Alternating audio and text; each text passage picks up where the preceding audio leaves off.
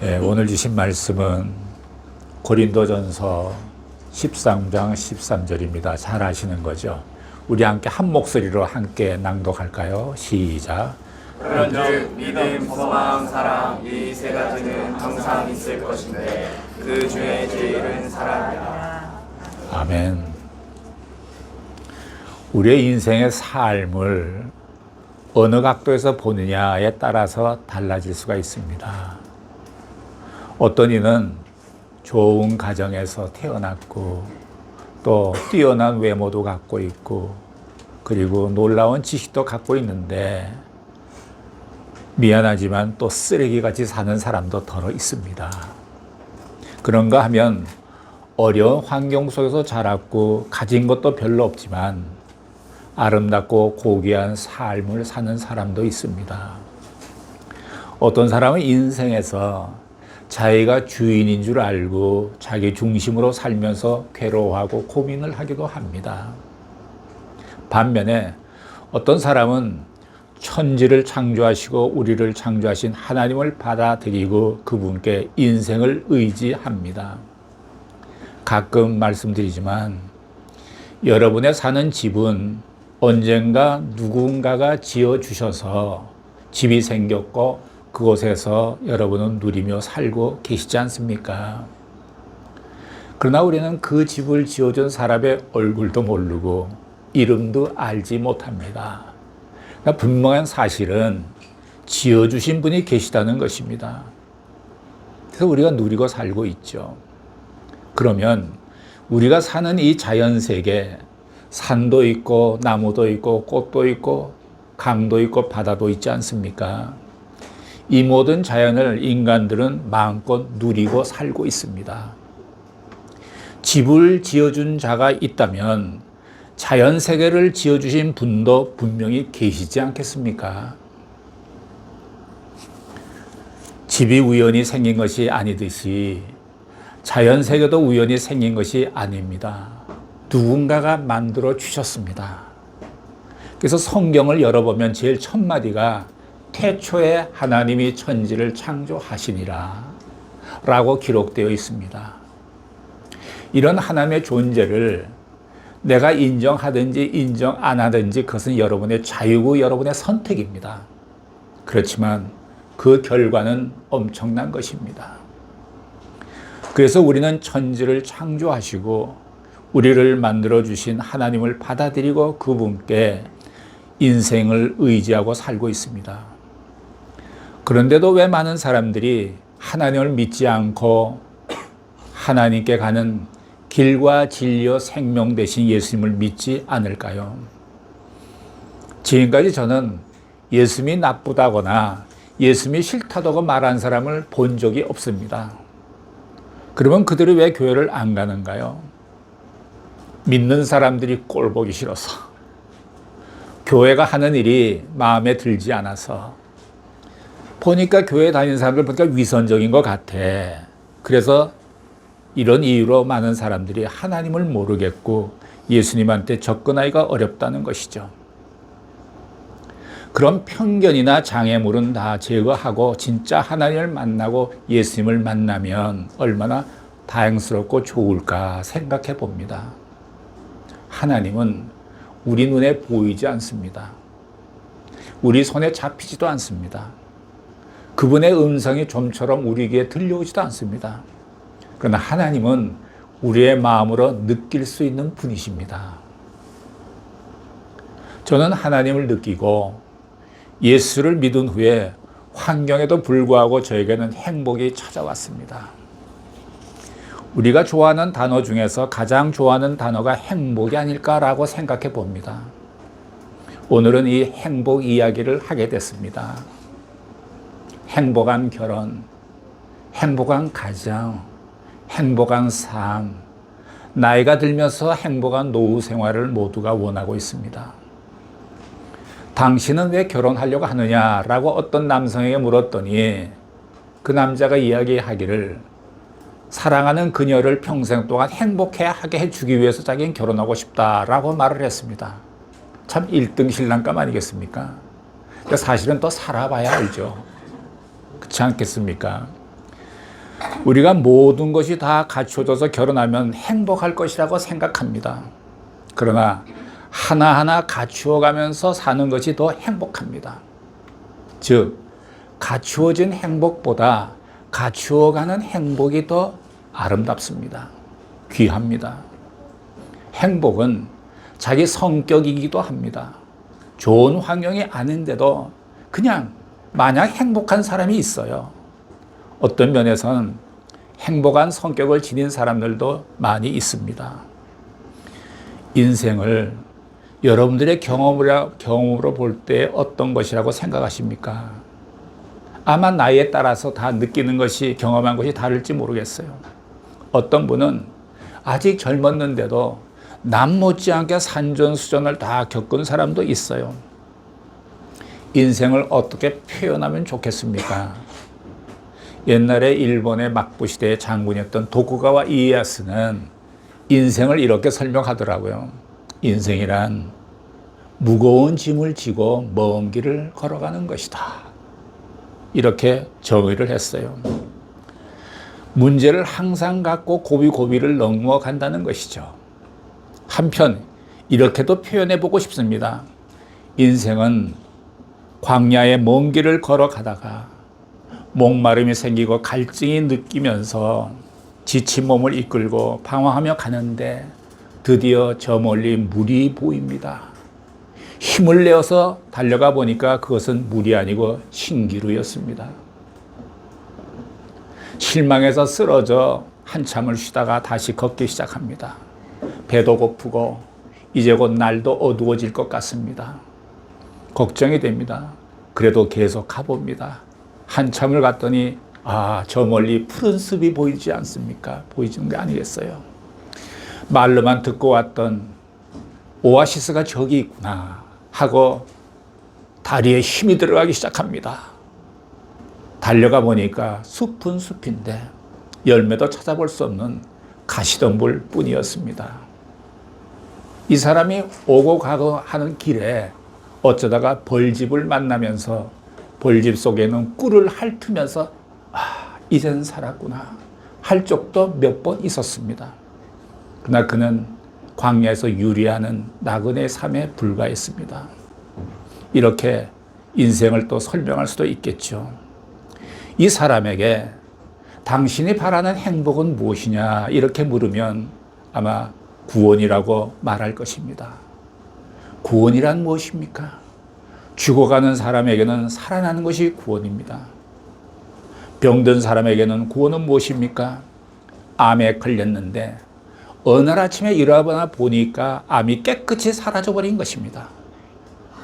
사업하다 망했는데 누군가의 도움으로 재기하게 되는 것도 구원의 일종입니다. 구원은 절망과 좌절과 죽음에서 회복되는 것, 다시 살아나는 것입니다. 그리고 그때 가질 수 있는 감동과 감격과 기쁨이 바로 행복입니다. 행복에는 행복하다는 느낌, 행복감이 있습니다. 여러분께서 행복이 멀리 있다고만 생각지 마십시오. 행복하다, 행복감을 느낀다, 이걸 쉬운 말로 말하면 만족스럽다, 부족한 것이 별로 없다. 부족함이 없다는 것은 내가 많이 가졌느냐 적게 가졌느냐의 문제가 아닙니다. 내가 많이 누리고 있느냐 누리고 있지 못하느냐의 문제도 아닙니다. 노무아, 주분데스, 충분하다는 거죠. 나는 더 이상 필요한 것이 없습니다. 그러나 우리의 인생은 목말라 있고 굶주려 있습니다. 돈에 목말라 있고 건강에 굶주려 있고 명예에도 목말라 있습니다.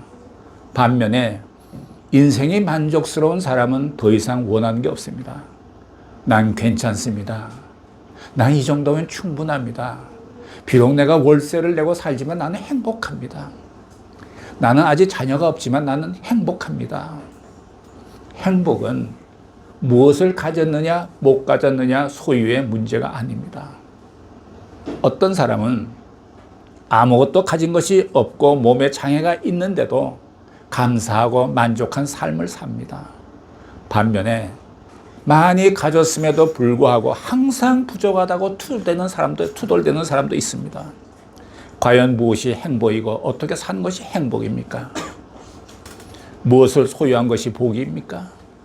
우리는 인간 안에 복이 없다는 사실을 먼저 깨달아야 합니다. 없는 복을 자꾸 찾으니까 신기루만 보일 뿐입니다. 인간이 그토록 원하는데 복이 없는 것은 인간이 불완전하기 때문입니다. 모든 것을 다 가졌어도 죽으면 끝납니다. 우리가 안 죽으면 그 복은 영원할지 모릅니다. 그런데 죽는 것을 어떻게 하겠습니까? 돈을 아무리 벌어도 병들면 모든 것이 끝입니다. 병들 수밖에 없고 죽을 수밖에 없는 것이 인간입니다. 인간 자체가 불완전하기 때문에 인간이 가진 복도 불완전한 것입니다. 그런데 우리는 완전한 복을 원하기 때문에 갈등이 생깁니다. 이처럼 인간은 불완전하기 때문에 잘 들으세요. 하나님의 사랑을 꼭 잡으라는 것입니다. 하나님의 사랑을 못 잡으면 불완전한 사랑, 불완전한 남편의 사랑을 붙든 채 울며 절망하게 됩니다. 내 사랑도 부족하고 남편의 사랑도 불완전하고 자식이 부모를 생각하는 마음도 불완전합니다. 그래서 사랑의 시작은 하나님의 사랑을 붙잡는 데서부터 시작이 됩니다. 그때 우리에게 희망이 보입니다. 그때 우리에게 갈 길이 보입니다. 인간은 타락한 존재이기 때문에 인간의 행복은 이미 오염되어 있습니다. 그 어느 누구도 오염되는 것을 원치 않지만 이미 더러워져 있습니다. 우리가 소유했다는 그 행복도 더러워진 것이고 불완전한 것이고 목마른 것입니다. 행복의 시작은 어디에 있습니까? 먼저 인간 스스로가 행복해질 수 없다는 사실을 인정할 때 행복은 조용히 찾아오기 시작합니다. 그것이 인간의 겸손입니다. 나는 왜 이렇게 못 누리느냐? 돈벼락 한번 맞아봤으면 좋겠다 라고 불평하는 사람은 그 어떤 것을 갖다 주어도 투덜댑니다. 불만스럽습니다. 반면에 나 같은 사람이 어떻게 이렇게 누릴 수 있겠습니까? 어떻게 내가 당신과 함께 살게 되었는지 기적과 같습니다. 이렇게 남편에게, 아내에게 말해 보십시오. 그러면 행복이 찾아옵니다. 그런데 어쩌자고 당신 같은 사람을 만나서 내 인생이 이렇게 쪼그라졌느냐라고 말한다면 불행해질 수밖에 없습니다. 그리고 진정한 축복과 행복을 누리고 싶다면 행복의 근원을 알아야 합니다. 행복의 근원은 하나님이십니다. 빛을 거부하면 식물이 자랄 수 없습니다. 식물이 잘 자라려면 햇빛이 비치는 곳으로 나와야 합니다. 마찬가지로 인간도 행복해지려면 빛이신 하나님께로 나와야 합니다. 지하실에 살면서 태양은 없다라고 말한다고 태양이 없는 것이 아닙니다. 우리는 마음의 어두운 벽을 뚫고 나와야 합니다. 어둠 속에 살면 끊임없이 방황할 수밖에 없습니다. 하나님 앞으로 나오셔야 합니다. 행복은 하나님께서 주셔야만 합니다. 우리는 음식을 먹듯이 하나님의 말씀을 매일 먹어야 합니다. 오늘 성경 말씀처럼 그런즉 믿음, 소망, 사랑 이 세 가지는 항상 있을 것인데 그 중에 제일은 사랑이라. 행복을 만드는 세 가지 요소입니다. 첫째는 믿음입니다. 믿음 없이 행복은 불가능합니다. 부부는 서로 믿어주어야 합니다. 서로를 신뢰해야 합니다. 신뢰하고 믿어야 행복의 기초가 세워집니다. 믿음은 모든 것을 가능하게 해줍니다. 믿음은 절망을 막아주고 희망을 줍니다. 무엇보다 먼저 우리는 하나님을 신뢰해야 합니다. 둘째는 소망입니다. 즉 희망이지요. 희망을 가진 사람은 미래가 있지만 희망이 없는 사람에게는 미래가 불안합니다. 희망은 인간에게만 있습니다. 짐승에게는 희망이 없습니다. 여러분께서 꿈을 갖게 되기를 바랍니다. 땅의 꿈이 아니라 하늘의 꿈을, 순간적인 꿈이 아니라 영원한 꿈을 갖기를 원합니다. 여러분이 여행을 하면 즐겁죠. 여행할 때 즐거운 것은 돌아갈 집이 있기 때문에 즐거운 것입니다. 돌아갈 집이 없다면 그 여행은 방황일 뿐입니다. 우리의 인생을 나그네 삶이라고 말하지 않습니까? 우리는 광야에서 나그네 같은 삶을 사는데 내가 장차 돌아갈 것 하나님의 집 천국이 나에게 있다, 이렇게 생각하면 나그네의 삶도 즐겁습니다. 우리가 꿈을 간직할 때 행복이 찾아옵니다. 셋째는 사랑입니다. 우리를 행복하게 만드는 것은 소유가 아니라 사랑입니다. 사랑을 받을 때도 행복하지만 사랑을 줄 때 더더욱 행복해집니다. 어떤 사람은 사랑을 줄 줄도 모르고 사랑을 받을 줄도 모릅니다. 사랑의 특징은 모든 허물을 덮어준다는 것입니다. 모든 상처를 치유해 주신다는 것입니다.